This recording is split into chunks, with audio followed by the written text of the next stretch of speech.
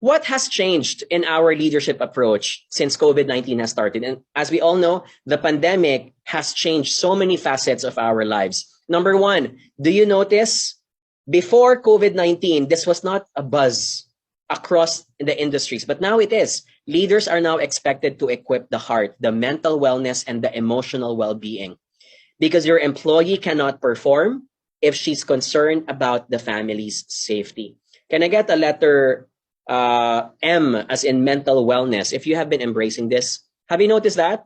I did not see a lot of mental wellness programs prior to COVID-19. When COVID-19 struck, I've seen almost every company conducting either a strategic program, a webinar, or a campaign for their people. And leaders must take it also as their responsibility. Number two, have you noticed that as leaders, we now communicate more via text?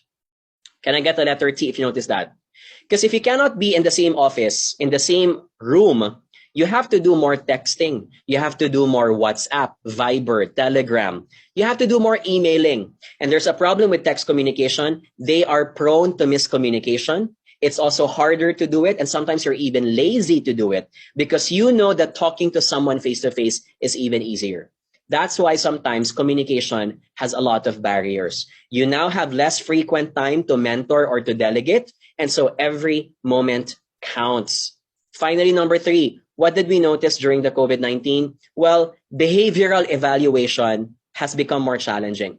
Prior to COVID-19, we would always evaluate people into two types. One, the measure would be statistical. Did they meet their targets? Did they capture the budget? Did they come to work on time?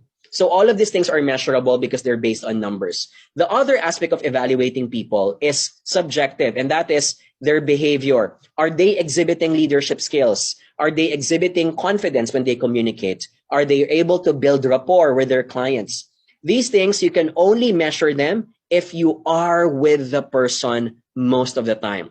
But you're not. Even in the hybrid setup, there will be less interaction with the person. If that is the case, is it fair for you to give them a score of 0 out of 5 just because you don't see them all the time?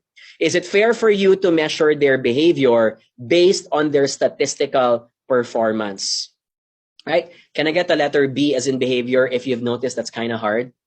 Right? And I often notice this. Sometimes we often think that the person is not doing anything.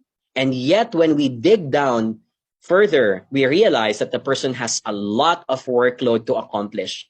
Just because you don't see the person does not mean that the person is not fulfilling their duties and also their responsibilities. All of these things have become a challenge, and I'm raising them at the start of our session because I wanted to embrace we are all experiencing similar challenges. The goal is us to step up and how to get through those changes.